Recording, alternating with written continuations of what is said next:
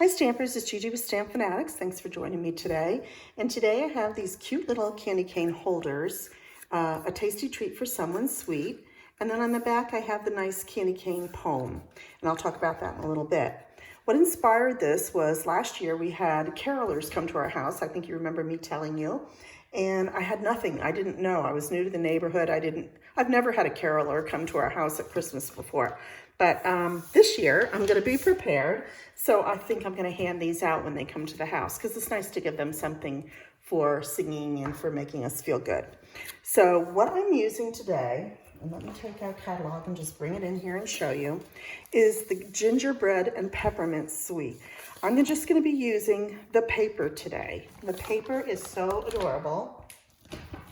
It's got all these different patterns. I've been chopping it up and cutting it and using it.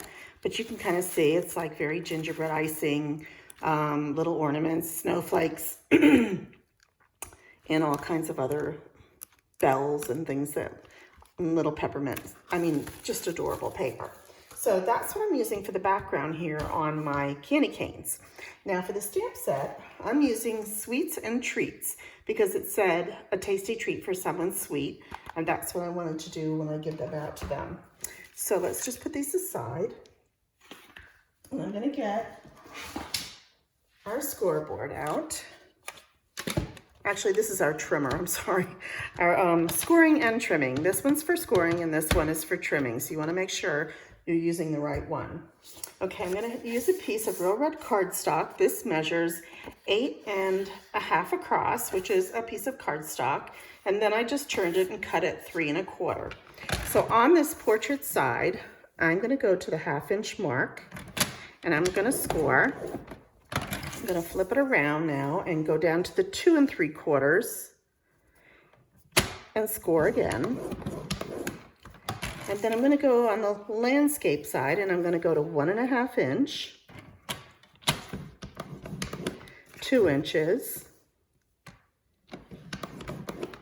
and then I'm going down to 3 1/2, but we're going to do something different. If you can see the score line that I did my first 1/2 inch, I'm just going to score up to that line. And then I'm going to skip up. So let's lift that up and come down and I'm going to score at the 3 1/2 inch again. And just up to that first score line. I'm not going all the way down. Okay, next I want to take my bone folder and I'm going to give it a good crease.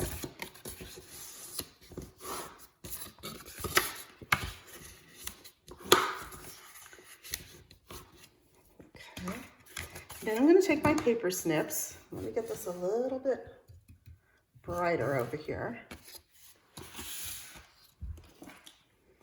There we go, because I want you to see these score lines. Now the one where I only went up to this scored line, I'm just going to cut up to that part and stop. Same thing over here.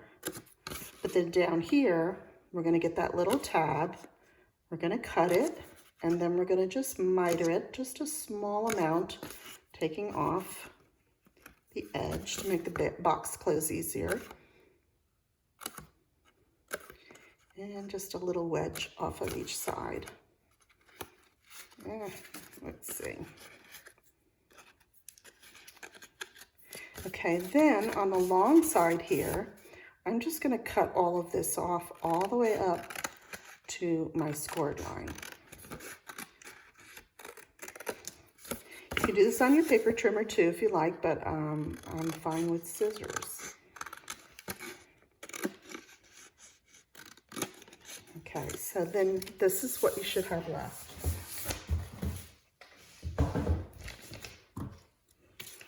Okay, I'm going to take and fold in these little tabs and take my glue.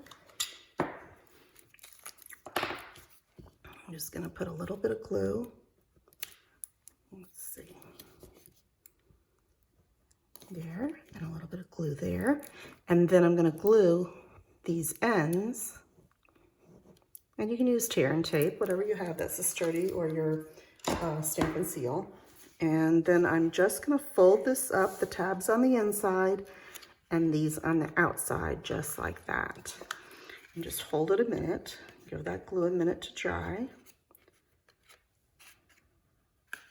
And then I like to take my bone folder and just kind of go inside like that and like that, just to make sure it's glued down real well. Okay, now you have a box like that. And I'm going to take 2 pieces of designer paper. Now use whichever pattern that you like. I have a 2" by 6", and I also have a 2" by 1 1/4. So I'm going to take this and I'm going to glue it to the back. Just make it fit down in there.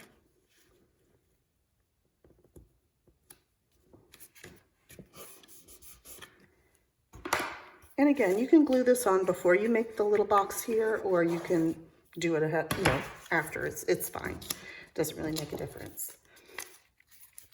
Okay, then I'm going to take this little piece and I'm going to add it down here in front.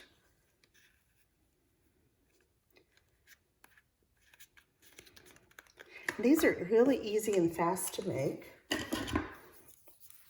Okay, now what I did was I took a little Post-it note and I decided where I want my candy canes. So I have these box of 12 candy canes. I'm going to just lay that in the box, kind of figure out about where I want my ribbon.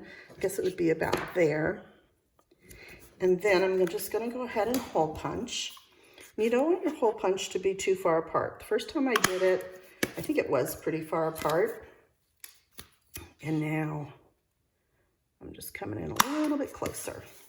Okay, then you want to take some real red ribbon. I'm going to angle it so I have a little bit of a point. And I'm going to thread it through. Oops. I'm not grasping it for some reason. You get it pointier.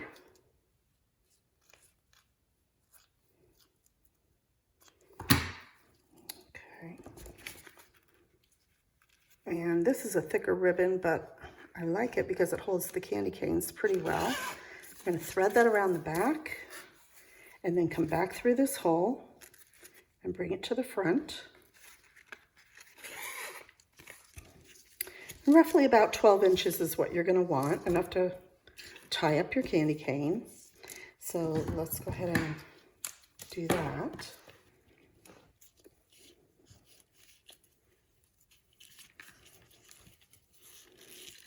Now, what I'm going to be doing for the next days up until Christmas is packaging. I'm going to be showing you gift tags, stocking stuffers like this, little gifts and gift boxes. So you want to make sure that you're subscribed to my newsletter, because this is where you'll be able to see these only through the newsletter. All right, and let's do a little edge there, and that's it. Okay. So now,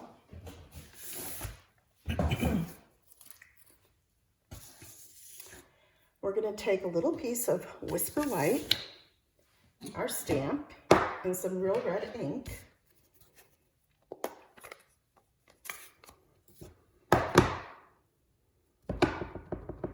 And we're just going to go ahead and stamp that on our white. And this strip's about 1 3/4. It doesn't really matter, whatever scraps you have will do. Now I'm going to be using the Tasteful Label dies, and I'm going to use this little one that looks like a flag. I'm going to just put that on top and run that through my machine and get a piece like that. So I'm going to take my Stampin' Dimensionals, put one there and one there. And I'm just going to line that up right about there. I might get that a little crooked. Okay, there we go. All right. Then I thought it would be cute. I started cutting out of the designer paper some of the snowflakes, some of the bells. And then I even hole punched some of these little circles. Let me show you. They have them with this sheet. And so I just took a small little hole punch that I have. Now this one's retired, but use whatever you have. And I just put my hole punch in there and punched it out real easy. Okay, so I'm gonna put a mini dimensional on that and put that up by the top of the candy cane. And then this one, I'm gonna take one of my little snowflakes and I'll use a bigger dimensional on that one.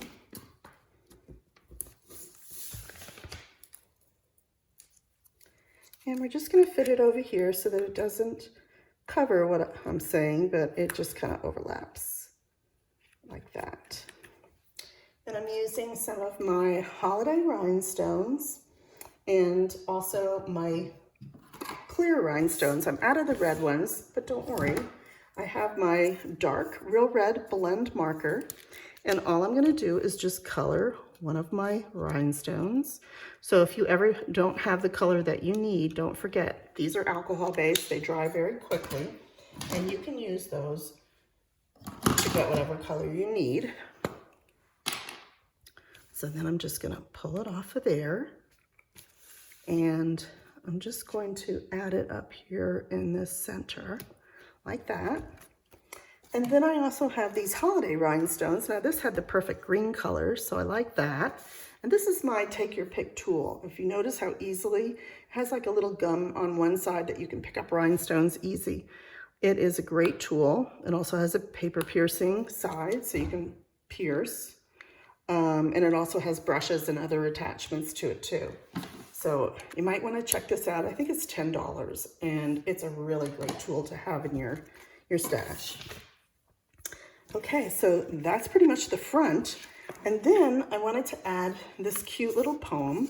So I'm just going to take a little more liquid glue, and I'm just going to add it to the back. And I'm sure you're familiar with this poem about the candy cane, but if not, I'll read it to you. I'm just gonna put it on the back like that. And there goes my clock. And it just says, Jesus is the gentle shepherd, and this cane of red and white proclaims a humble story born on Christmas night. This cane you see when turned around begins its name of love, and now becomes a symbol of peace proclaimed above. The lively peppermint flavor is the regal gift of spice, the white in his purity and the red his sacrifice. And so this cane reminds us just how much he cares, and like his Christmas gift to us, it's meant for all to share. Merry Christmas. Now, you can either add that or not. It's up to you. I like to. I'm making some of these for a Bible study group I'm in. And then, like I said, for these carolers, and I'm not sure if they're with a church or not, but I think this would make a great gift for everybody, and I could just have them in a basket and pass them out. So you can use all these colorful papers that come in that set.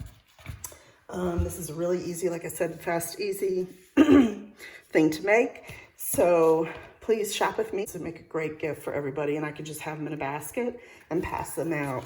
So you can use all these colorful papers that come in that set. This is really easy, like I said, fast, easy thing to make. So please shop with me at StampFUNatics.com, use my host code, and I'll send you out a thank you. And like I said, if you haven't signed up for my newsletter, go ahead and do that. Go ahead and give me a thumbs up on this video, and also hit the bell and subscribe if you haven't. That way you won't miss all the upcoming packaging that I'm going to be doing for the rest of the year through Christmas. Thanks, and have a great day.